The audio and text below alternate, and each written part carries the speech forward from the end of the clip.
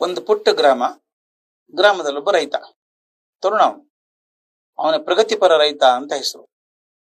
ಅದೇನೋ ಪ್ರತಿ ಸಲ ಹೊಸ ಹೊಸ ಪ್ರಯೋಗ ಮಾಡೋನು, ಹೊಸ ಹೊಸ ಬೆಳೆ ಬೆಳೀತಿದ್ದ, ಸಾಕಷ್ಟು ದುಡ್ಡು ಬರೋದು. ಉಳಿದವರೆಲ್ಲ ಒದ್ದಾಡ್ತಾ ಇದ್ರು, ಕೃಷಿಯಲ್ಲಿ ಏನಿದೆ ಸರ್, ಒಕ್ಕಲ್ತನದಲ್ಲಿ ಏನಿದೆ, ದುಡ್ಡು ಬರಲ್ಲ ಅಂತ ಒದ್ದಾಡ್ತಾ ಇದ್ರು.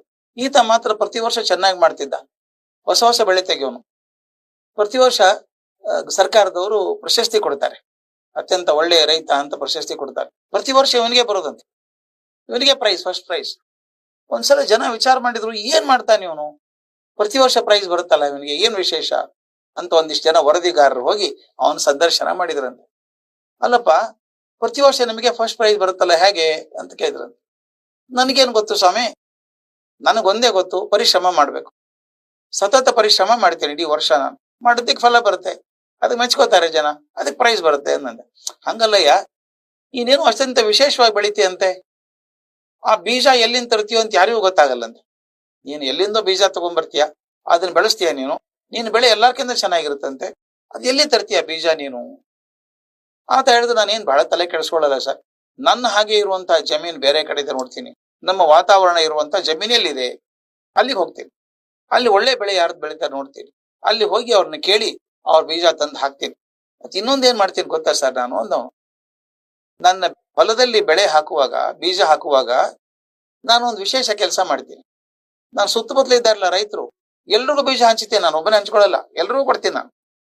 ಅವ್ರಂದ್ರು ವಿಚಿತ್ರ ಅಲ್ವಾ ಇದು, ಅಲ್ಲಯ್ಯ ನೀನ್ ಎಷ್ಟು ಕಷ್ಟಪಟ್ಟು ಎಲ್ಲೋ ಹುಡ್ಕಾಡಿ ಪ್ರವಾಸ ಮಾಡಿ ಬೀಜ ತಗೊಂಡ್ಬರ್ತೀಯ, ಅವ್ರಿಗೆಲ್ಲ ಯಾಕೆ ಕೊಡ್ತೀಯ, ನೀನ್ ಒಬ್ಬನೇ ಹಾಕೊಳ್ಳೋದು ಚೆನ್ನಾಗಿರ್ಲಿಲ್ವಾ, ಮತ್ತೆ ಅವ್ರಿಗೆಲ್ಲ ಯಾಕೆ ಕೊಡ್ತೀಯ ಬೀಜ ನೀನು? ಅವನು ಹೇಳ್ದ, ನಿಮ್ಗೆ ಅರ್ಥ ಆಗಲ್ಲ, ನಾ ಯಾಕೆ ಕೊಡ್ತೀನಿ ಗೊತ್ತಾ, 2 ಕಾರಣ ಕೊಡ್ತೇನೆ.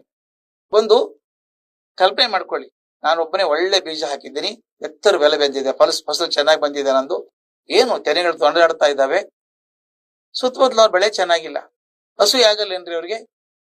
ಅವ್ರೇನ್ ಮಾಡ್ತಾರೆ, ದನ ನುಗ್ಗಿಸ್ಬಿಡ್ತಾರೆ ಒಳಗಡೆ, ಬೆಂಕಿ ಹಾಕ್ಬಿಡ್ತಾರೆ, ಹೊಟ್ಟೆ ಕಿಚ್ಚಾಗಲ್ವಾ?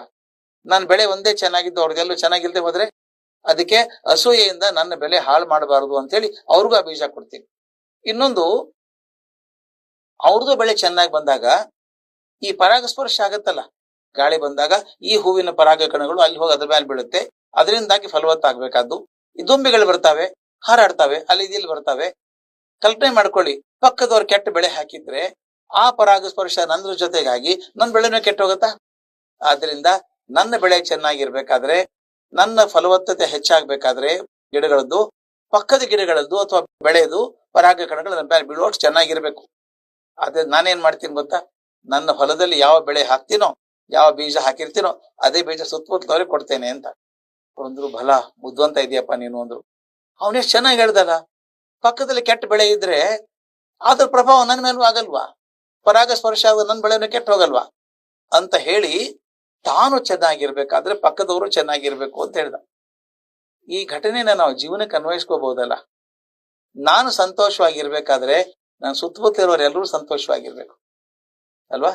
ನಾನು ಸಂತೋಷವಾಗಿರೋದಷ್ಟೇ ಅಲ್ಲ, ನಾನು ಸಮೃದ್ಧಿಯಿಂದ ಇರ್ಬೇಕಾದ್ರೆ, ಸುಖಿ ಜೀವನ ನಡೆಸ್ತಾ ಇದ್ರೆ ಸುತ್ತಮುತ್ತ ಇರೋರೆಲ್ಲ ಸುಖವಾಗಿರ್ಬೇಕಲ್ವಾ? ಸುತ್ತಲವರೆಲ್ಲ ಅಳ್ತಾ ಇದ್ರೆ ನಗೋಕ್ಕಾಗತ್ತೇನ್ರಿ ನನಗೆ? ಹಾಗಿರ್ಬೇಕಾದದ್ದಲ್ಲ, ಹಾಗಿರುವ ಹಾಗೆ ಮಾಡೋ ಪ್ರಯತ್ನನೂ ನಾವು ಮಾಡ್ಬೇಕು.